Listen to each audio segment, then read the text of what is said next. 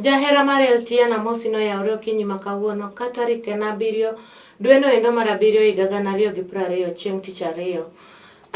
Machiegni e nonro mar oboke nyinga en Christina Tito. An ema kelonu nonro ni kawuono e loni kokelo machiegni. Oboke mosedonjonwa kae gin oboke adek, wan kae gi The Standard, wan kae gi The Star and Daily Nation. Kwachako to wachako gi The Standard. Thor wach ma wan godo kaendi e The Standard en ni it's freedom for now, but what next? Iwachonwa ni waseyudo yweyo makende kawuono, lakini wach manyien. Ang'o madhi mbele, madhi timore mbele kanyo endo. Kwa dhi mbele kanyo endo, ito oboke no mar ariyo wan gi Uhuru and Raila dig into quell standoff over counties cash. Iwacho ni Uhuru gi Raila koro dwa wuok oko mondo mi ong'i matut weche goeko mag pesa goeko momi counties mag dongruok. Kwachako wadhi e ito oboke no endo mar adek ma The Standard wan gi no children elders as churches set to reopen. Iwachonwa ni onge nyithindo kata jodongo ma hikgi nyalo romo 58 mokalo manyalo bedo gi tuoche goeko mamoko manyalo miyo giyud tuoche goeko makoch mag COVID-19. Nyaka koro sani ok onego bed ni gidonje kanisa, ok onego bed ni gidhie e kanisni.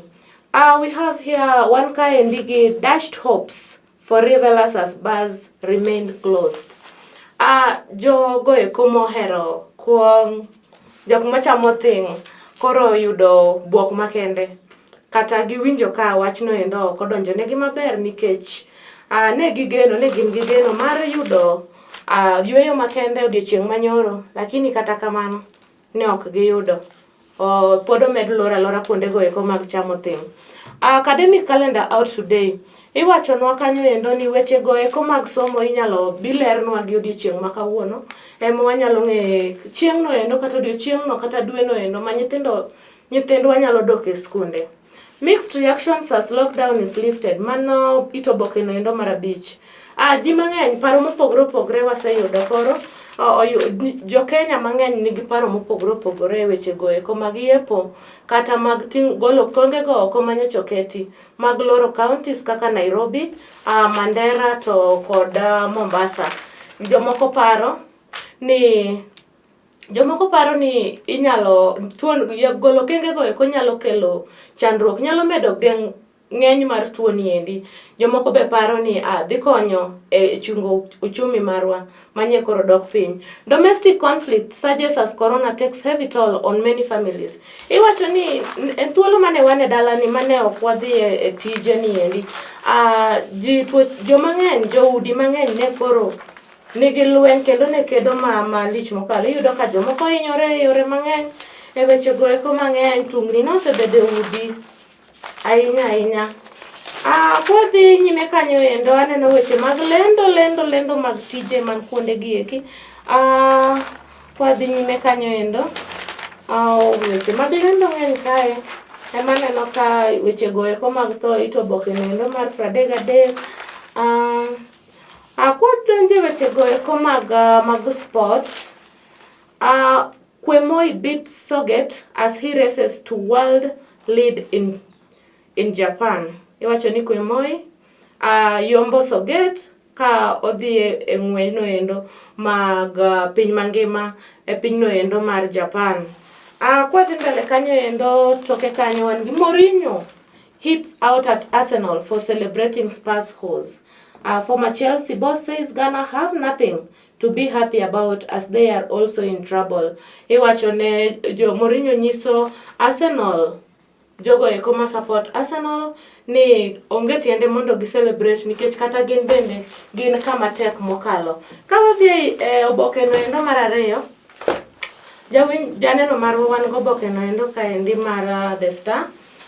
Oboke mar 2 marwa kaen mar The Star. Wach maduong' kaen MPs want EACC to investigate 11 state agencies. Iwacho ni jood bura koro sani dwaro duol no eno mochung' ne kwedo weche goeko mag mibadhi mondo koro ong'i anena matut ofise goeko kata kuonde goeko 11 matiyo e piny owacho. Wan kae gi ito bokeno mar ariyo wan gi COVID being airborne won't change prevention approach. Iwachonwa ni tuono ero mar COVID-19 en tuono endo ma igamo e yore go eko mag kata kiwuoyo gi ng'ato inyalo yudo tuono endo. Koro gik moko moketi, okenge go eko moketi kaka luoko lwedo, sanitizing, bedo mabor kata mabor gi nyawadu kata rwako mask. Koro sani onge gima nyalo konyo go eko. Kwadhi mbele kanyo endo iwacho ni ji 4 odiochieng' manyoro nochako nindo kendo wito ngimagi. Bang' ka ji mang'eny, ji moko nochako yudo tuoche go eko mag ji 181 nochako yudo tuoche go mag corona. Ma kelo namba no endo nyaka 867. Kwadhi e Kisumu wayudo ka obila moro madhako, obila mamiyo ochielo chuore gi AK47 kane gin gi weche go eko mag ne gidondore ot e weche go eko. Wach mawachore ka en ni a female Kisumu police officer has been arrested after she allegedly shot her husband with an AK47 gazing head because chielo chuore ni gi magina nikech nyomiyo jatije siling 50 mar lunch koko penje. Kwadhi ito bokeno ero ma The Star mar 4 wayudo carry sanitizer PSV advises Kenyans. Iwacho ni jogo eko ma timo ohala no endo mag nyamburko ng'iso johera margi kata jogo eko jowuoth mondo wuoth gi sanitizers magi. Gin ok gibro nyiewo sanitizers, mano ka koro ne ogol weche go eko mag kum manyocha nitiere mag wuodhe. Uhuru ignores push to reopen schools. Iwacho ni Uhuru oigno kata odagi weche go eko mag yawo school machiegni. Kwadhi mbele kanyo endo an gi Jubilee not serious with handshake, says ODM Mbadi. Accuses majority side of fronting BBI opponents. Iwacho ni ODM leader kata jatelo ma ODM party now claims Jubilee's composition of 2 key house committees signals lack of interest. Iwacho ni Jubilee, joduond bura no endo mar Jubilee ok gin serious e weche go eko mag BBI. Kwadhi nyime kanyo endo waneno kaendi mystery of soaring numbers of COVID-19 cases in Old Town. Iwacho ni namba kata kwan go eko mag jogo eko mayudo tuoni endi mar corona kata COVID-19 e gwenge go eko mag Mombasa koro ni malo mokalo.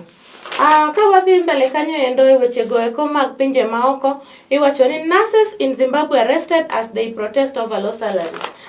Nurses kata jogo eko machiwo thieth e osiptande mag Zimbabwe, pinyno mag Zimbabwe koro maki kaluwore gi ng'anyo manye giketo manye gibago mar ni ok migi pesa no endo kata ok migi chudo ma an kare. Ka wadhi nyime kanyo endo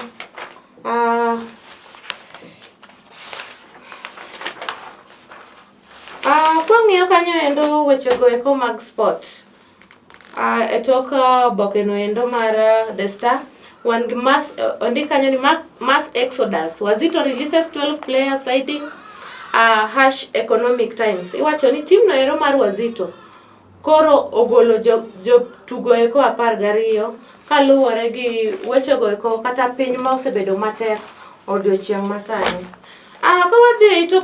Kwadhi bokeno endo mar The Daily Nation, wach maduong' kanyo endo Uhuru's risky gamble.